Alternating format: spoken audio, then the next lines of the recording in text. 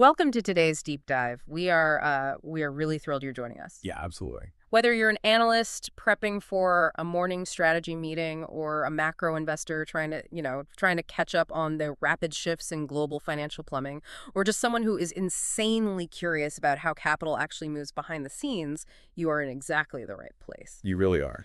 And our mission today is highly specific.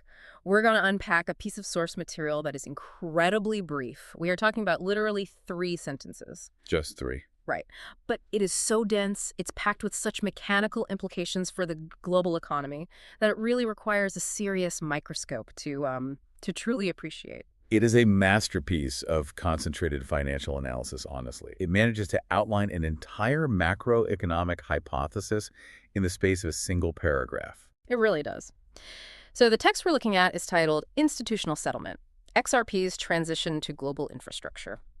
Now, the core question we want you to keep in the back of your mind as we go through this today is this. What actually happens to the mechanics of a market when an asset sheds a highly scrutinized regulatory past and, well, attempts to step directly into a foundational role in global finance? Right. We aren't talking about price action here or retail sentiment. We're talking about a potential massive paradigm shift in how institutional money moves across borders. And our goal today isn't just to, read this text to you. Our goal is to dissect its 3 core assertions, because the author breaks this down into a very specific sequence of events. Walk us through that sequence. Sure. So first, they identify a legal catalyst. Yeah. Second, they map out a liquidity mechanism that gets triggered by that catalyst. And third, they establish an ultimate empirical metric of proof to show whether this transition has actually occurred or if it's just white noise. Okay, let's unpack this, because the first major claim the text makes is all about that catalyst. Right. The source says, and I quote, SEC legal finality transforms XRP from a speculative asset into the primary bridge for institutional cross-border settlement. Now, there are 2 incredibly distinct operational environments being described here. Very distinct. Going from a speculative asset to an institutional bridge it's basically like a tech startup transitioning from that venture capital hype phase, where everyone is just modeling out future user growth and guessing. The pure speculation phase. Exactly. Moving from that to generating actual audited heavy-duty enterprise SaaS revenue. The text implies the entire metric of success is shifting. I see where the text is going with that, but it is a massive leap for the author to assume that legal clarity automatically equals utility. The text treats SEC legal finality almost like a magic wand. It kind of does, yeah. It assumes that the moment the gavel drops, the infrastructure is just instantly adopted. But if we look at the actual mechanics of institutional finance, is it really that simple? That is the perfect question. Because the text treats legal finality not just as a headline on a Bloomberg terminal, but as an active structural mechanism of transformation. And obviously, we need to look at this strictly through the lens of the text. Right, just the text. We aren't here to take sides on regulatory politics or, debate the SEC's actions. We are simply reporting on the premise of the source material. But structurally, why would the author view legal finality as a functional catalyst rather than just good PR? Because in the world of institutional treasuries and global banking, compliance isn't just a suggestion. It is a binary operational gate. A hard stop. Exactly. Think about a Tier 1 bank's risk department. They operate strictly within the bounds of fiduciary duty and Basel capital requirements. If an asset is in regulatory limbo, Even slightly. if there is even a fractional percentage of a chance that utilizing it could trigger a sweeping regulatory enforcement action, the compliance department simply redlines it. They won't touch it. They can't. It doesn't matter if the technology can settle a cross-border transaction in 3 seconds for a fraction of a penny. The risk model physically prevents the institution from interacting with it. So, without that legal finality, the asset is trapped. Yes. It remains a speculative asset because the only participants allowed to interact with it are retail traders and unregulated entities placing bets on an order book. The heavy freight trucks of the global economy are basically barred from the highway. That's a great way to put it. And that is why the text argues that the legal status was the final missing ingredient. The moment that finality is achieved, the nature of the asset fundamentally changes in the eyes of a bank's risk model. It moves from the unquantifiable regulatory risk column over to the cleared for operational deployment column. Precisely. It ceases to be an experiment and instantly becomes a tool that a Treasury Department can actually model into their daily liquidity operations. It becomes the primary bridge. And from a market mechanics perspective, the concept of a bridge asset in cross-border settlement is just fascinating. It's a huge shift. Traditionally, if a bank in Mexico wants to send funds to a bank in the Philippines, they don't have a direct relationship. No, they have to route that money through a web of correspondent banks. Right, usually converting pesos to dollars, dollars to a regional currency, and finally to the Philippine peso. Capital gets trapped at every single hop. It's incredibly inefficient. And the text is suggesting that this ledger, with its legal status clarified, acts as a definitive neutral structure spanning across those currency divides. You don't need the correspondent web, you just drive the value directly across the bridge. Which is a massive operational pivot. But if legal finality provides the approved blueprint for this bridge, the obvious next question is, Who is actually driving on it? exactly. And that perfectly sets up the second theme of the text, which explores exactly how that capital is going to move. Here's where it gets really interesting. Let me bring in the next line from the source. It says, we analyze whether removing regulatory shadows triggers a flood of dormant liquidity into automated market makers. There is a lot of heavy terminology there. Yeah, the author was leaning heavily into the market dynamics. So let's start with regulatory shadows. As an analyst, how do you interpret that within the context of institutional order flow? A regulatory shadow essentially represents friction and capital inefficiency. Okay. When compliance departments cannot clearly see the boundaries of what is permissible, they don't just avoid the asset. They actively park their capital elsewhere in highly inefficient ways. Like where? Well, in traditional correspondent banking, banks have to pre-fund Nostro and Vostro accounts.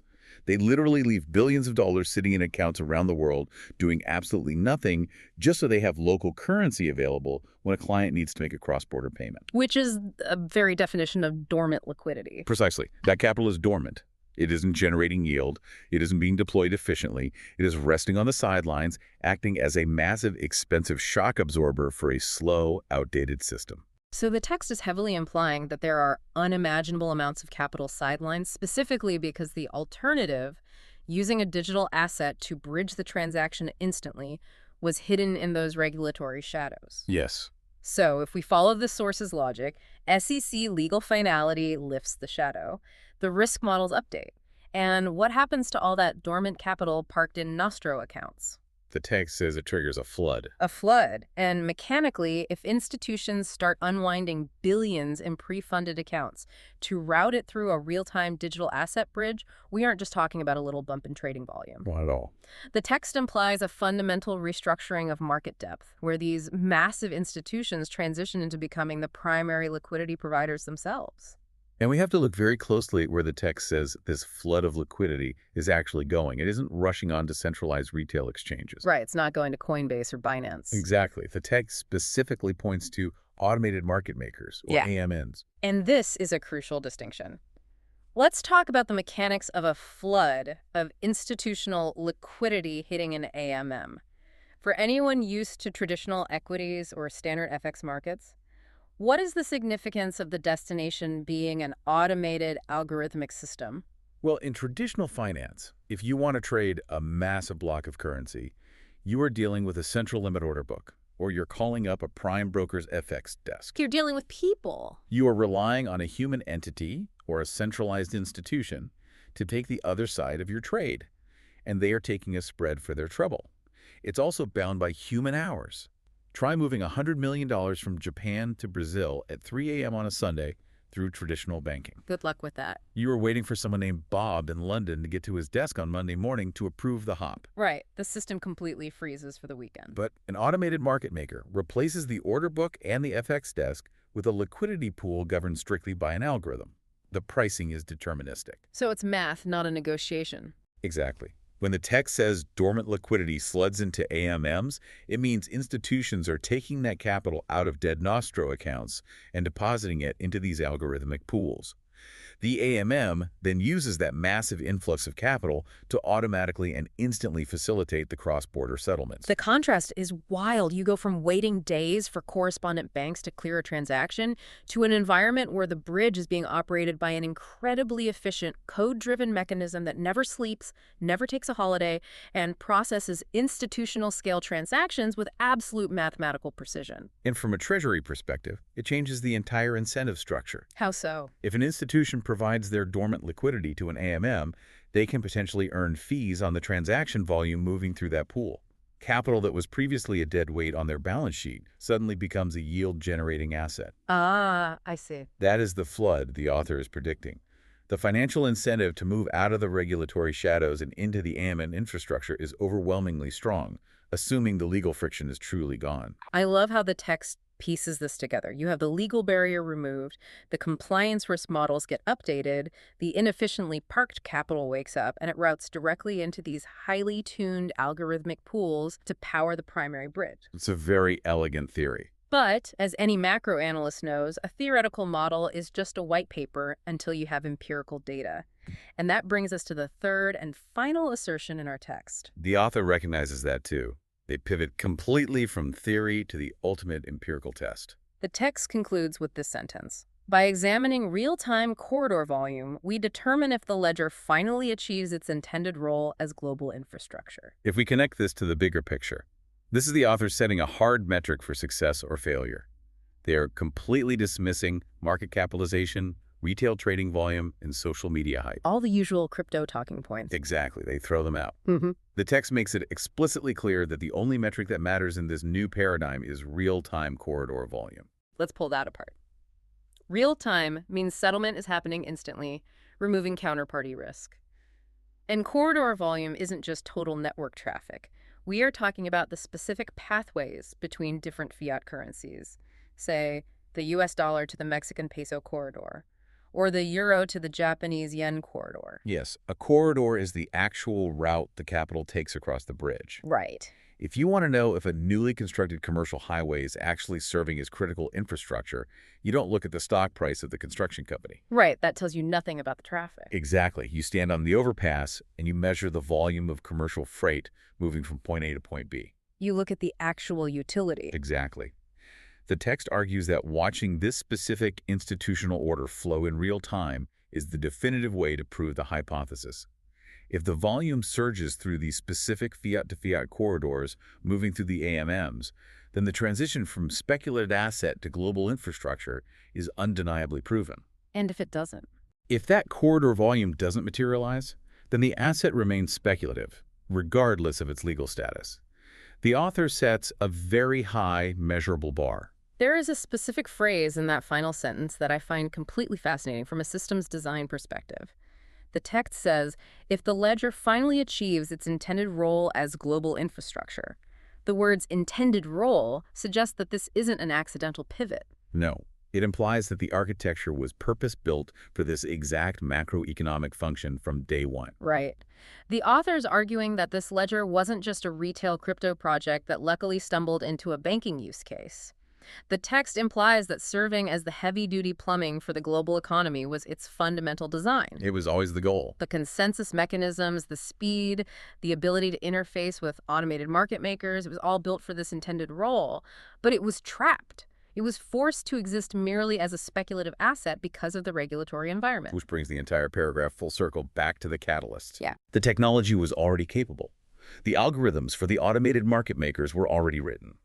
The ledger was built for this intended role. It was simply waiting for the legal unlock to actually execute the job it was engineered for.